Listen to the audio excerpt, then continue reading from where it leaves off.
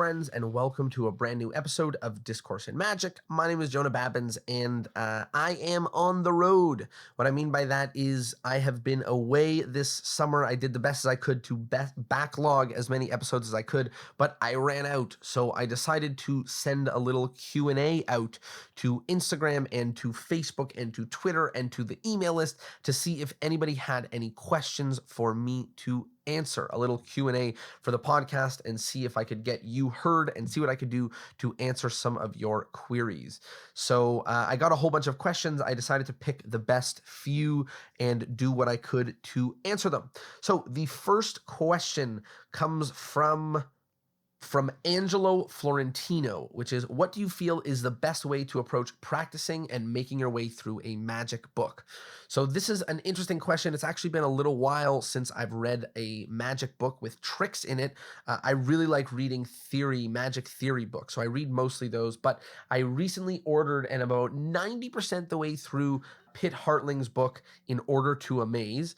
And it's been the first time in a little while that I worked through a magic book. So I guess I'll just tell you how I worked through that book recently, which is I read everything, because every bit of magic you read, you get smarter. You open up your eyes to new ideas for methods, new ideas for premises, new ideas for presentations, new ideas for plots, things like that. But some of the time I fall in love with an effect and it's a method that I can already do. Some of the time I fall in love with an effect and it's a method that is going to take a long time to learn. And there's actually examples of both in Pitt's book. Right now, buzzing in my head, there's about 3 or 4 of them that are really exciting for me. One is something I can already do. One is something that's going to take me like 3 or 6 months to be able to do the sleight. But I've read everything, and I've sort of tried to absorb Pitt's thinking in this book. So that's how I read a magic book. I read everything. The effects that excite me, I go deep into those, but I read everything. And if the effect excites me, then I will figure out the method and how to make it work in my hands, no matter how long that takes. But I won't just learn every single method, because some of them might not be something you can do. Some of them might not be something you want to do. It might not work with the type of magic you do, and on and on and on. But I do read everything. And the book might be a different answer if you're talking about a book of sleights, something like a card college or an expert card technique, where I would recommend just learning as many sleights as possible, because that's your tool belt. But it depends on what kind of book. But my approach is I read everything, and the stuff that really excites me, I sort of focus on and try to put the steps in place to start practicing on either the moves or the tools that I need to accomplish those tricks. The next question comes from James Allen. So James said, what's an example of something that you changed your mind in magic about? Something you used to believe and no longer do, and why? I used to think magic was easy. When I was a kid, I would go to the magic store, I would buy tricks, I would work on it for like a few hours in my room. I would come downstairs and show my parents or my brother or my friends the next day at school, and it would work. And I had a trick and it worked. And that was pretty easy. I felt like I had a knack for it. But I think the thing was, I wasn't really doing anything special. I was doing the trick as described. I was doing the presentation as described. And I learned and did the bare bones enough that I knew the secret and they didn't.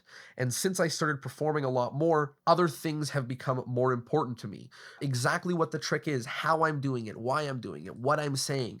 You know, as many people have mentioned, I am the writer and director and choreographer and performer and producer and so on and so on and so on of all of the magic. So there's unlimited work to be done. Every trick can improve tenfold by focusing on any of those areas 10 times over. There's always new magic to be added. I find it harder and harder to fool people and entertain people in the way that I want the most, in the way that excites me. And I have unknowingly become an artist, which I did not think was the case when I was a youngster performing magic, but now that's exactly what is going on. So magic used to be what I thought was really easy, and now it is the hardest thing that I've ever done. Another thing I changed my mind about was scripting. I used to hate scripting. I used to say, I'll just come up with it on the spot. I'm really good at improv and I'll have good ideas. As I've been performing a lot, I've realized that whether you like it or not, you end up scripting, because you end up saying the same things over and over and over again and getting into a habit.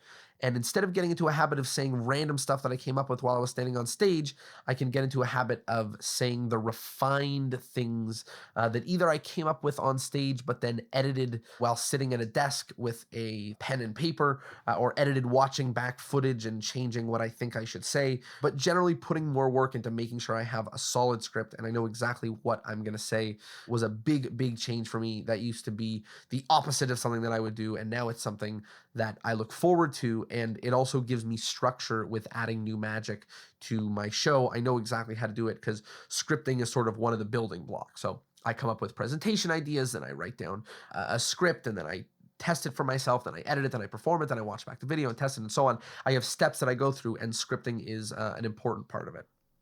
So next question comes from Chris Sharp, and he says, how do you choose what material you want to work on in all of your shows?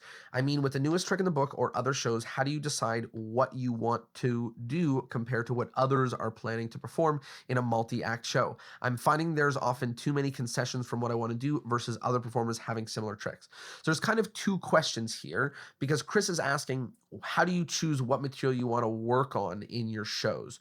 So I don't work on material for an upcoming show in that way. When I know I have an upcoming show, I choose material that I have in my repertoire. Because if I have an upcoming show in a week, that might not be enough time to come up with material unless it's the newest trick in the book. But otherwise, I will explain the rules. So the rules for doing magic in a show is actually something that came from James Allen, which is the guy who asked the previous question. And the rules, which is in his lecture notes, is the newer performer gets choice of material.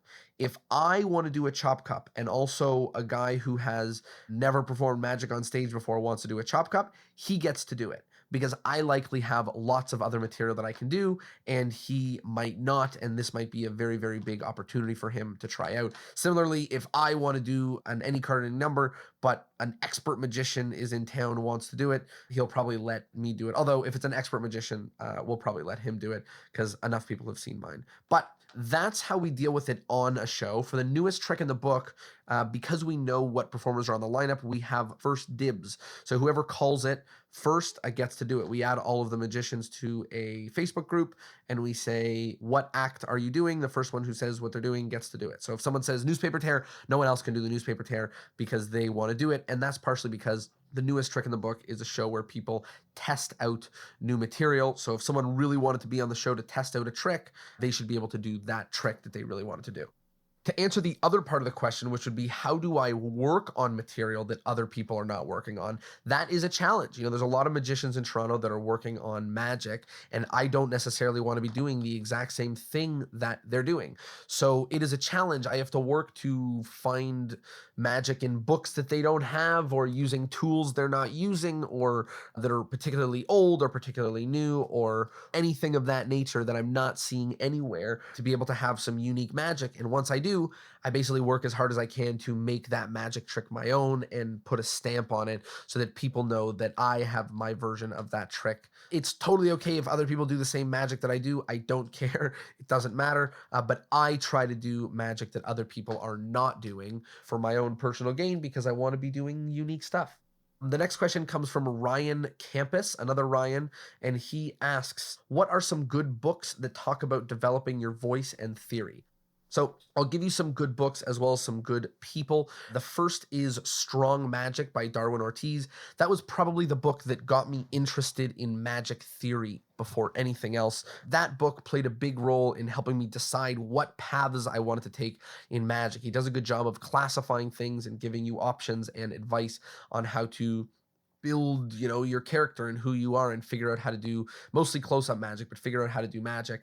I also love the Jamie Ian Swiss books. It's kind of top of mind, but sort of intermediate magic books. It'll help you thinking about what you want to do with your magic artistically. And that means what you want to say, finding your voice and figuring out how to do what you do. I also am a big fan of Eugene Berger books. I like Magic and Meaning. In it, he talks about how to build, you know, your presentations, usually which involves vision questing, which means just sitting down and closing your eyes and envisioning yourself performing it and figuring out what you might might say, and doing it a lot, doing it a few times. And my answer to you is read one of those books or read Scripting Magic 1 and 2. I've heard amazing things about both of them. I haven't read them, but it sort of seems like it's the perfect answer to this question.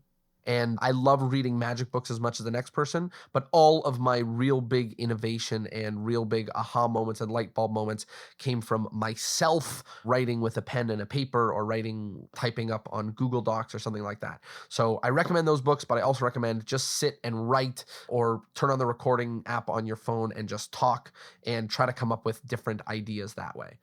The next question comes from Danny Winter, and this is a little bit of a philosophical-esque question, but Danny says, if magic is a feeling that there is no explanation, and manipulation is when an audience knows the performer is doing something, but they can't see how, is almost all magic perceived as manipulation, and is that a bad thing? So let me try to rephrase a little bit, and hopefully I'm not taking Danny's words out of context, but from what I understand, the question is, does the audience almost always think that you're using sleight of hand or clever manipulation to do what you're doing, and is that a bad thing? So here's my opinion on it. I think when you do a trick and it fools an audience, or just when you do a trick for an audience member, the logical part of their brain gets very uncomfortable because it's trying to answer something that doesn't really have an answer. So the logical brain starts struggling and they start coming to solutions, how you could possibly do it. And that's why they say things like it's in your sleeve, or it was sleight of hand, or you did it when I wasn't looking, or things like that, because that's their best guess at what you could be doing. Now, are they right? I don't know. It depends. Are you using your sleeve? Are you using sleight of hand? Are you doing stuff when they aren't looking? I don't know. But I think that if you know that people are assuming that it's trickery and you're going for magic, the feeling of there is no way, that is impossible, there's no way he could do that. If you're going for that, then you have to put effort in to remove the thought that you could be doing sleight of hand. So that's why you see a lot of the Spanish close-up performers having their audience members say things like, he didn't even touch the cards. That's why I love when my audience says he didn't even touch the cards, because it eliminates the ability that I'm doing some sort of sleight of hand. Do they think I'm doing real magic? Probably not. Do they think I'm doing some other sort of trickery? Yes. And they'll know that I'm doing something, they just won't know what. They'll have no explanation, and that's what I'm going for with magic. So is it a bad thing that somebody thinks that what you're doing is sleight of hand or trickery or manipulation? I don't think so. If you want them to think that you're a really great gambler, a card cheat, or you want to prove to them that you've got the fastest hands in the South, or you want to prove to them that you can move cards from here to here quicker than whatever, if that's what you want to do, absolutely you should do that. If you want to leave them with no explanation, then it means that you have to put in work to make it look like you are not doing sleight of hand or not doing some sort of clever manipulation, if that is what you are going for. When somebody says, do it again after you do a trick, and I think what they're really trying to say is that they think you did something sneaky when they weren't looking. And I think that if they feel that way, we failed, because we're not doing magic that has no explanation. They have an explanation. It's, you did something fishy when I wasn't looking. So when someone says do it again, to me, that feels like a failure, because someone has an answer that isn't no answer at all.